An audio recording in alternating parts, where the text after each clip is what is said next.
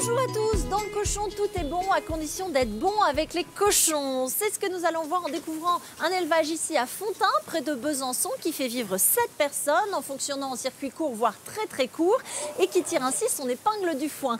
N'est-ce pas Roland Bulot? Vous êtes le fondateur de cet élevage en 94 et d'abord en plein air, c'est ça? Voilà, il y a 28 ans précisément que j'ai démarré un élevage en plein air. J'avais 75 truies en plein air parce qu'à l'époque, je n'avais pas de moyens pour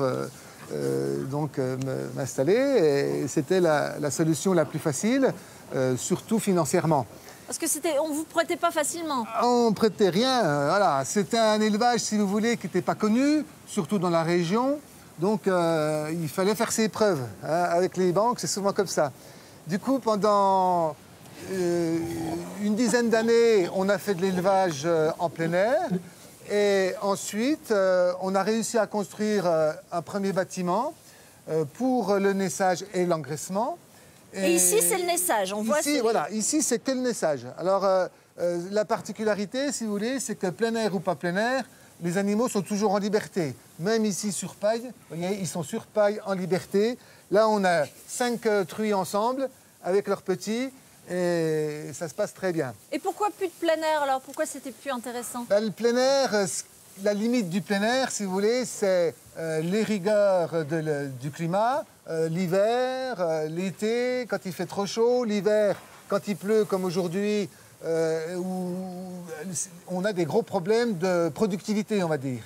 Vous voyez, ici, en bâtiment, alors c'est des bâtiments qui sont quand même... très aérés, on le sent. Voilà, vous sentez l'air.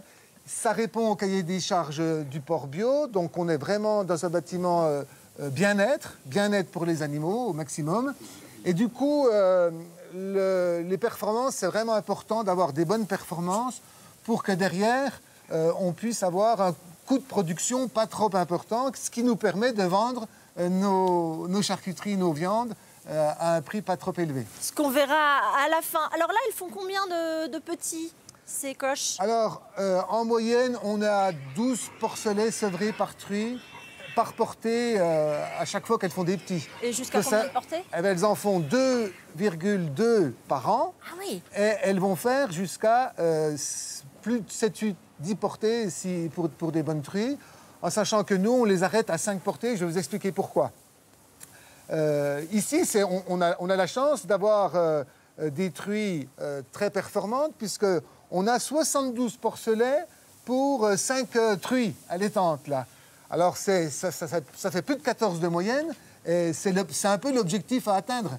Aujourd'hui, avec la génétique qu'on a, on peut produire jusqu'à 35-40 porcelets par truie et par an. Les truies, elles sont douces, elles ont du lait, elles aiment leurs petits, elles font attention à ne pas les écraser. Alors justement, en parlant d'écrasement, quand on arrive à partir de la 5e, 6e portée, elles commencent à en avoir marre de faire des petits. Et du coup, quand elles en ont marre, elles limitent...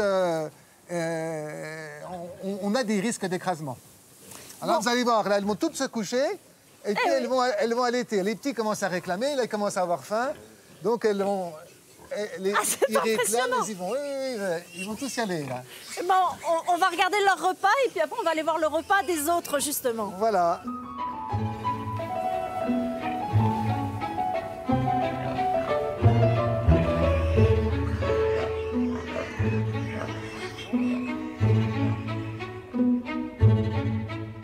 Alors, nous sommes ici dans l'autre bâtiment.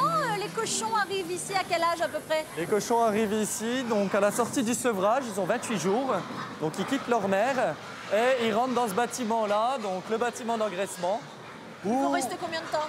Ils vont y rester, donc ils sont sevrés à 28 jours, ils vont y rester 6 mois. En tout, le cochon va être abattu, il aura aux alentours de 7 mois.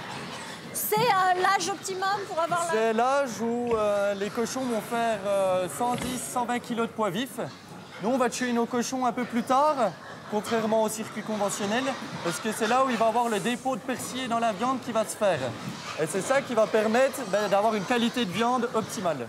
Alors, la particularité de votre élevage, et on les voit là, ils sont en train de manger, qu'est-ce qu'ils ont dans leur soupe? C'est ça, ils sont dans leur soupe, donc il y a des biscuits. Donc à Fontain, donc, dans notre village, il y a donc une biscuiterie donc, cornue, donc, où on récupère tous les coproduits. Donc il y a des gâteaux, c'est des gâteaux apéro. Pas mal. On a une fruitière à Fontaine où on récupère le lactosérum. Donc le petit lait, ce qu'on appelle le petit Ce lait. qu'on appelle le petit lait, donc on va dire, déchet un peu du comté. Donc on mélange tout ça, on rajoute avec ça donc, un noyau de céréales où on y ajoute un petit peu de lin. Donc on travaille donc avec une meunerie à Havane. Et depuis peu de temps, on récupère de la drèche de brasserie, donc des micro-brasseries de Besançon. C'est quoi la drèche? La drèche, c'est des résidus de la bière, de l'orge, on va dire. Donc c'est riche en protéines, et c'est très bon pour les cochons. Et on est toujours donc, dans cette économie circulaire où on récupère des déchets. Donc c'est extrêmement vertueux comme cercle. C'est ça, c'est ça. Nous, le but, c'est de profiter des acteurs qu'on a aux alentours de chez nous et de pouvoir avoir un système qui est résilient et avec une éthique les plus optimales. Bon, et ben maintenant, on va être obligé de passer à la partie labo, hein. C'est ça. Maintenant, Bon. on va voir comment On fait de la viande. il se transforme. Ok.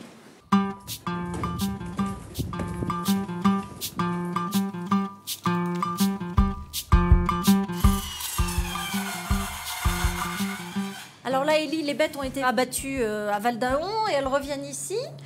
C'est ça. Tout est traité ici. C'est ça, tout est traité ici. Donc on va récupérer donc, nos carcasses le lundi, donc entre 10 et 12 cochons qu'on tue par semaine. Et donc on a notre équipe, donc Yann qui est maître boucher charcutier, et Ignace donc, qui a été en apprentissage sur l'entreprise et ça a débouché donc, sur un salariat. Bien. Donc une équipe qu'on remercie beaucoup et qui font du travail qui est parfait. Super. Alors là, Yann, vous êtes en train de faire quoi exactement sur, Alors, sur un là, demi-cochon? là, on dépièce les cochons. Hein. Donc, on part sur la poitrine, là, qui va être destinée soit à être salée, fumée, ou alors dépiécée et roulée en pancetta. Après, là, nous avons l'épaule. On va lever la palette qui va, pareil, être destinée à être salée. Et tout ce qui est longe de porc, nous avons aussi le bacon ici. Et les échines, pareil, qui peuvent être aussi fumées ou détaillées pour la menthe au détail. Quand on dit que dans le cochon tout est bon, c'est vrai, il n'y a rien qui est perdu. Hein. Rien ne se perd, de la tête à la queue, de toute façon. Vous avez une préférence pour un type de produit que vous aimez faire en charcuterie ou Encore bien, oui, tout ce qui est saucisserie, donc les saucisses fumées, tout ce qui est saucisson, aussi les rillettes, tout ce qui est fait ici, les terrines de campagne, le boudin. Tout est plaisant, tout est bien. Vous avez vos petites recettes à vous ou c'est les recettes de la Maison Bulot? Ah, ils avaient déjà leurs recettes, mais on peaufine ensemble, oui. Voilà.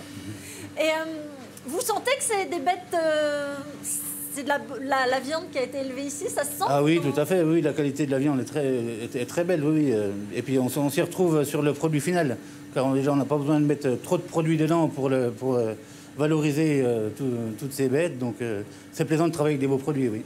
J'avais une question, Élie, quand même. Quand on élève ces bêtes et qu'elles reviennent juste de l'abattoir, de les voir découpées comme ça, est-ce qu'on est obligé de se blinder un peu parce qu'on a élevé ces bêtes-là directement? Oh, nos bêtes, on les aime. Après, c'est toujours une satisfaction de voir tout le cheminement. Donc, le naissage, l'engraissement, la transformation, puis la commercialisation. Et puis, là où on est récompensé du fruit de notre travail, c'est lorsque les clients goûtent nos produits puis qu'ils nous disent « Ah, c'est bon, ça fait plaisir de retrouver la charcuterie qu'on faisait autrefois. » Et c'est là où il y a toute notre satisfaction, on va dire. Bon, et bien justement, on va partir à la boutique maintenant, à présent.